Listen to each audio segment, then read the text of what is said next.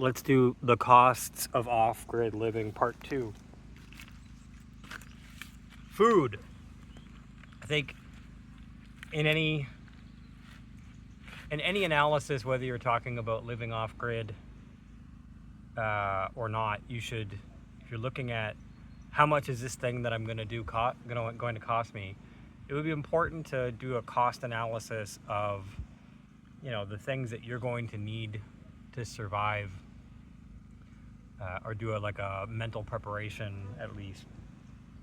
If you're building something, you should count the costs first. It's a parable, but a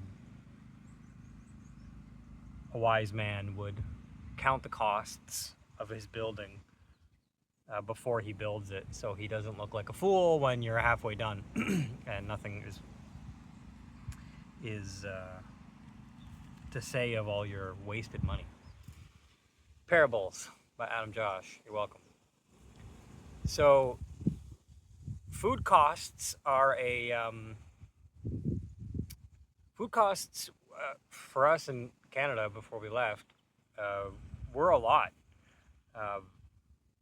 While I was a single guy before Desiree and the kids, I could get away with maybe, as far as groceries go, maybe 100 Canadian dollars a month, and then eating out a few times a month. There was a time in my life where I ate out quite a lot, but food costs, even in Canada, on-grid or off-grid, can get crazy, as you know.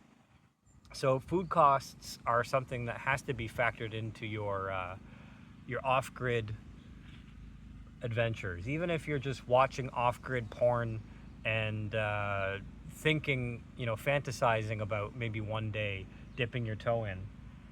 I feel like, we've all been there. I'm about to turn 43. I'm a 40-something-year-old man. Just like a lot of you guys watching this, I thought maybe I'll dip my toe into it, kind of ease into it.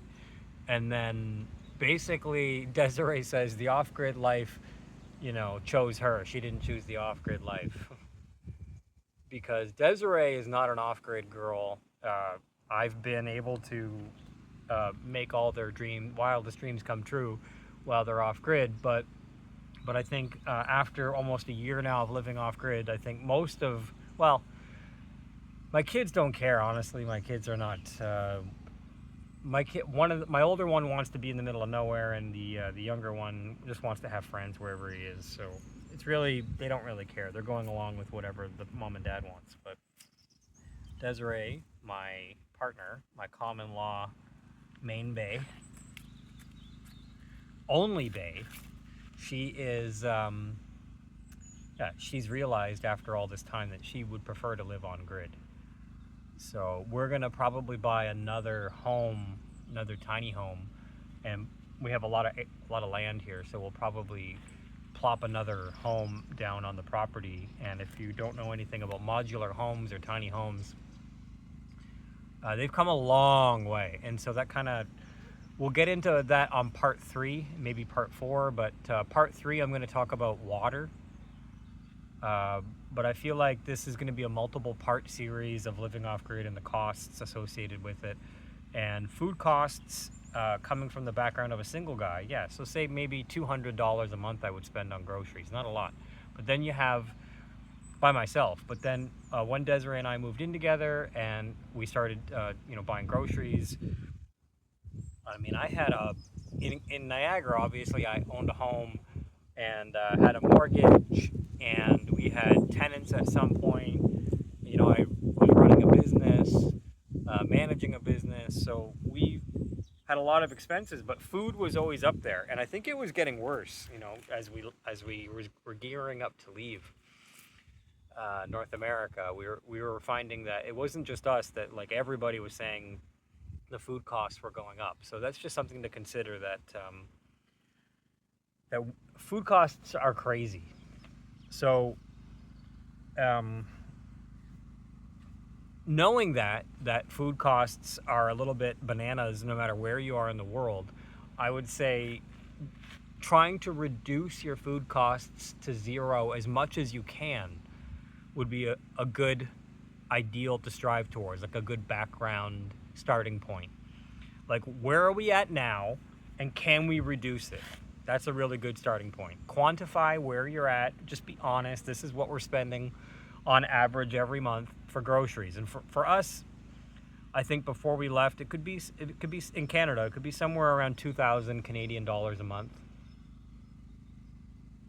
1,000 to 2,000 Canadian dollars a month we were spending on food.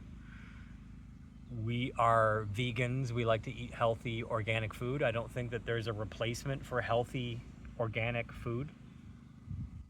And so valuing your health puts you in a different category when you're talking about food costs. If you don't value your health, you'll eat garbage, a lot of takeout. You'll eat, people who don't value their health, or there's people all over the world who eat all different types of crap. There's people who are starving, who eat mud cakes, for example. Are they not valuing their health, or are they just broke and don't have any ways to make an income, or don't have any other means? So these are things to consider. But us being a family of 4 and valuing our health, we spent a lot of money on food in Canada. So now in our case, when we're off grid, the food costs conversation is a real conversation that you have to have. Like, are we going to immediately be eating all the farm food from the farm? And how can we, have a diverse garden or a diverse farm that we can actually gain from it and save money on food? I think that is a good goal to have. So you guys know I eat a banana every day. So I have a banana circle right here behind me. Not one of them in my first year here has produced a banana yet. So every banana that I've been getting, I've been buying, aside from the ones that I get from my friends' farms. So my food costs have been reduced in the sense that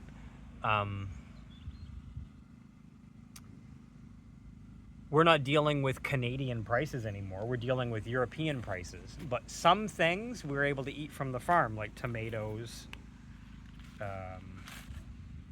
Some tomatoes we've gotten from the farm, lettuce, things that are able to be grown rather quickly.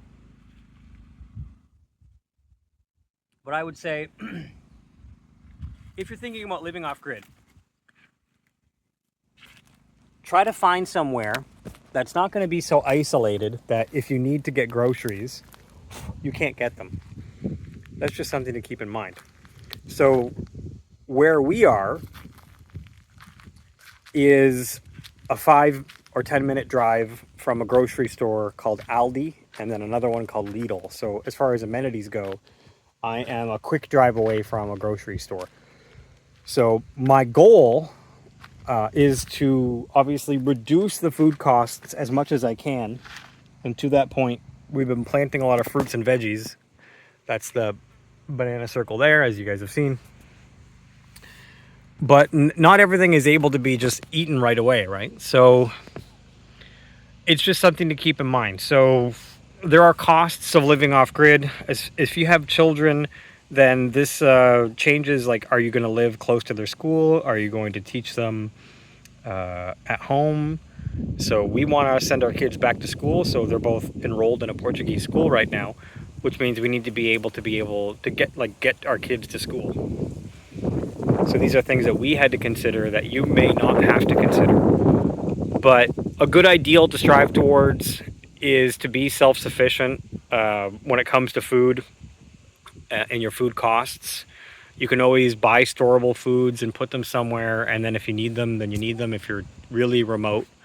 But there will be a recurring food cost, even if you are planting things and having to buy those plants from somewhere. That's going to have a cost. So what exactly is it going to cost may differ depending on how many people you are, and depending on the currency and the geography where you are in the world. But this is something to keep in mind and to be honest with yourself about, that if you're trying to reduce your food costs to zero immediately by living off grid, my personal opinion is, for me, that's not realistic. We're 4 people, and we need to be able to eat. The kids want cereal in the morning, the kids want their milk in the morning, and the sudden change of just saying, no, we live off grid now and we're going to wait until these plants make fruit is just not realistic. I think we'd all have died of starvation by now. So I haven't had one single banana or papaya from my farm yet, but I'm anxious for that day. And I was told it might happen this year. There are lots of trees around here that we can eat from. We went crazy eating oranges for a long time. There's carob that we've eaten, but you kind of, you can only eat so much carob and only eat so much oranges. If you move somewhere off grid where you're close to what would be considered like a fruit forest, which is something we're trying to build here, then you could immediately adapt to like a Hawaiian or Caribbean diet. Of course, we're vegan, right? So we're not going to be hunting wild animals. Although there are hunters here. You might hear gunshots sometimes in my videos, and it's because I'm in an area that's so remote that people go hunting out here. So, yeah, we deal with that. My point is, location is everything, right? If you can find a location that already has fruit trees, veggie trees growing with you just moving in, and there's fruit and vegetation everywhere, like places in Hawaii, like tropical climates, like, the rainforest, like these type of Bahamas type places where you have these natural, if you can figure out a way to utilize your surrounding environment to the point where you have immediately reduced your food costs, then you'd be ahead of us. And we had carob, olives, almonds, pomegranates, oranges, limes locally here, all around us. So we've eaten so many pomegranates. We've eaten so many carob. I have carob right there in front of me on the ground for compost. So you can only eat so much of all this stuff, and then you kind of, the kids don't want to eat carob all the time. The kids don't want to eat oranges all the time. We drank so much orange juice when we first got here. So that's just something to keep in mind. My kids, they were like, we want the Beyond Meat, we want the burgers, the hot dogs, we want to get pizza, they want the brownies, Desiree wants the baked goods and the potato chips. And so realistically speaking, like, unless we're making potato chips here, we make pizza on the pizza oven over there. We do make pizza and we do roast marshmallows. We do a lot of decadent things, but my advice, unless you're geared towards that style of like mono diet or living that lifestyle where you eat tropical fruit, which I'm for personally, my advice is to consider your location geographically close to a grocery store and be realistic about like what your kids want to eat or what your family wants to eat and incorporate that. So thinking that you're going to immediately reduce your food costs to zero is kind of, in my opinion, is kind of a pipe dream, kind of silly, although it can be done, especially if you're a single guy. Me, by myself, absolutely. But, food costs, I'm drinking coffee and creamer, for example. I'd have to be growing coffee beans, which is not out of the question. I'd have to be figuring out a way to make our own creamer. So, although being off-grid is all about independence and self-sustainability and whatnot, we are still grocery shopping, and our food costs, with all that being said, are probably still, as far as giving Aldi and Continent and Lidl money, I think we're still maybe between 800 and 1,000 euros a month, which is a lot of money. It doesn't come from the plants, it doesn't all come from the soil here, so the money still has to be generated, and this is still something that you have to make peace with, is that you're still going to have to figure out ways, if you need to pay for things. Selling my carob and selling olives is a way to generate income, but if you live off grid, I would say not to immediately part with your ideas of spending money. Keep all your accounts. That's what I'm saying. You might need them.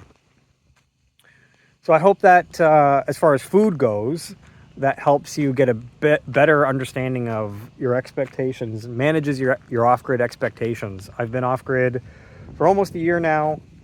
You can see what we've done. I don't hide it. We've eaten a lot of the tomatoes, we've eaten eggplant, but to rely specifically on this garden to feed us in the first year has not been a priority for us and is not realistic for the four of us. But that is a goal. We all love fruit. All of us love fruit. All of us love papaya. The reason that I'm planting all these things that I've been planting is because we all love them. But it's not an immediate turnaround. You know, I have so many melons here growing, but you know, we're just going to eat melon. You know what I mean? So nobody wants to just eat. That's carob right there I'm using as fertilizer or compost, and there's melons all over under a palm tree, under Baba Longo the palm tree. I know, it's like the dream, right? But I'm just saying, like, manage your dreams expectations. I have meditated and visualized and quote unquote manifested this lifestyle, but I want to be honest with you that it comes with these costs that have not been reduced to zero yet.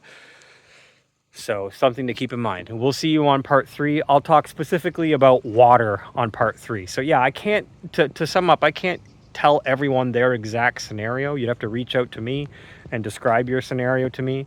But if you want a guide on how to live off grid from somebody that you know you can trust, because I don't have anything to sell you guys. I'm not out here selling things to you. I'm not selling you my supplements. You can buy a t-shirt and support me if you want to. You can send me an e-transfer or a tip or a Bitcoin or whatever. I'll take it. You know, I'm telling you, these things that I do cost money. I'm using €1,000 phone to record this that I had to buy when I landed in Portugal. €1,000. I mean, I was like, what the heck? People pay €1,000 for a phone here? So that was different. I was used to like $199 Canadian phones. So yeah. We'll meet up on part 3 where I talk about just water, specifically just about water, because you know, you can't live off grid without water. Bye-bye. Are you tired of reincarnating? Me too. Now show the world that you don't want to reincarnate with this Do Not Reincarnate t-shirt.